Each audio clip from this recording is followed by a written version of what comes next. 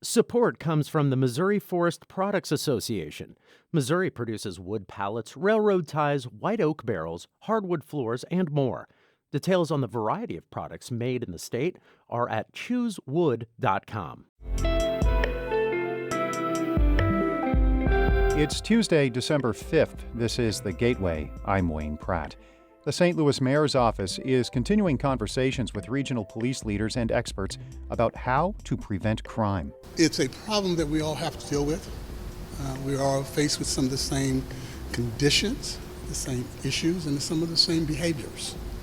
It's just not a city of St. Louis. Officials throughout the region are participating in a week-long summit to examine collaborative options to make the area safer.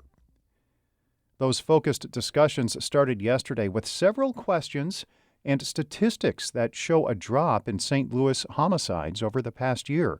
St. Louis Public Radio's Lucretia Wembley reports. How can the city of St. Louis reduce crime, homicides, and the number of people who die while in police custody? Those are answers city officials are trying to figure out. City leaders are continuing conversations this week with regional law enforcement experts from St. Louis County, Illinois, and Maryland. Director of Public Safety Charles Coyle says the conversations are just the beginning. They're going to be meeting all week. We're hoping to see if we can change some of the things we do and how we do them. 15 people died while in police custody at the St. Louis City Justice Center between 2000 and this year.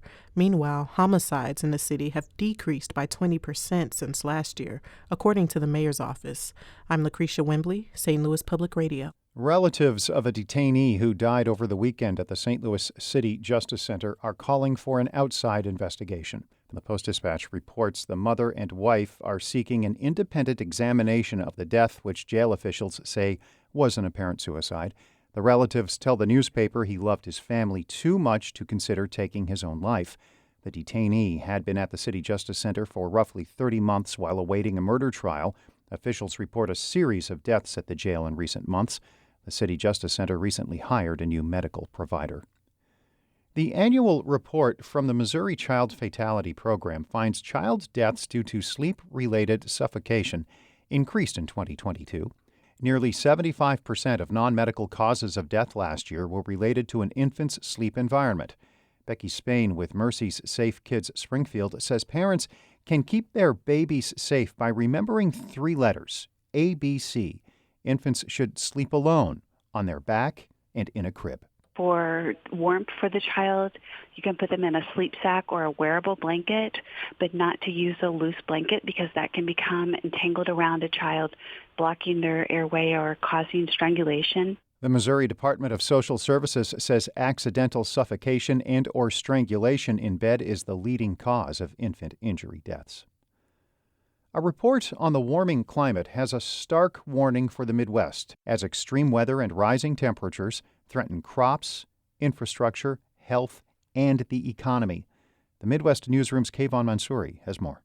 The congressionally mandated National Climate Assessment Report is authored by climate experts and comes out every 10 years. The latest one warns extreme precipitation, drought, and milder winters are threatening corn and soybean crops, which serve as a major economic driver for the Midwest. Also, hotter weather is making air quality worse, with ground-level ozone production from heat, wildfire smoke, and harsher allergy seasons. The report also found that since 1980, flooding has caused more than $49 billion in damage throughout the Midwest. The report urges policymakers to invest in climate-smart agriculture and improvements to infrastructure to ward off the effects of climate change. For the Midwest Newsroom, I'm Kayvon Mansouri. An updated map from the U.S. Department of Agriculture suggests plants traditionally suited to warmer climes in decades past may now be able to grow in parts of Illinois and Missouri. Trent Ford is the Illinois state climatologist. The change is widespread and it's quite large. I think it really indicates, how, in partly, how much our winters have changed. The USDA plant hardiness map shows the average extreme minimum temperature in much of Illinois and parts of Missouri is now -5 to -10. The range from the last map, which was in 2012, was -10 to -15. Ford says it's still very possible for temperatures to dip colder. However, he says climate change will make winters messier and pose a challenge for Illinois and Missouri growers. A free book vending machine is coming to St. Louis neighborhoods considered book deserts. As St. Louis Public Radio's Andrea Henderson reports, the Noir Bookshop in South St. Louis wants to promote literacy among children of color by giving them access to reading materials. Imani Wentz wants children of color to build their own home libraries. To help produce those, the Noir Bookshop owner created a reading vending machine that will help children in book deserts get excited to read by obtaining books. I just feel like if people have the power to change someone's lives with the stroke of a pen or in ways that are not going to harm, why not do that? The machine is funded through a grant from Ford through Ferguson. It'll dispense about 150 free children's and young adult books. Starting next month, it will move through the city to different recreation and community centers over the course of the year. I'm Andrea Henderson, St. Louis Public Radio.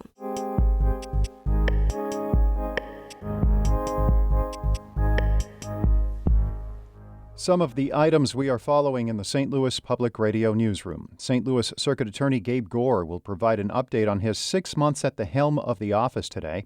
He was named to replace Kim Gardner, who stepped down earlier this year. The Connect STL Digital Summit begins today. Its goal is to help close the digital divide and improve online access in historically disinvested communities. Mayor Tashara Jones will deliver opening remarks. And Illinois is launching a statewide Dolly Parton Imagination Library. Children 5 and under will be mailed a free book each month until their 5th birthday to help improve literacy. Missouri recently became the 14th state to launch the program. The Gateway is a production of St. Louis Public Radio, a listener-supported service of the University of Missouri-St. Louis. Music by Ryan McNeely of Adult Fur. I'm Wayne Pratt.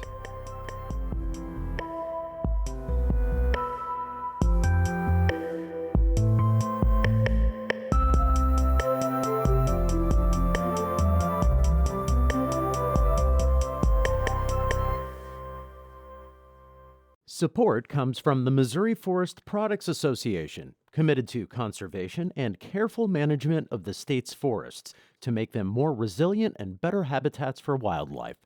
ChooseWood.com.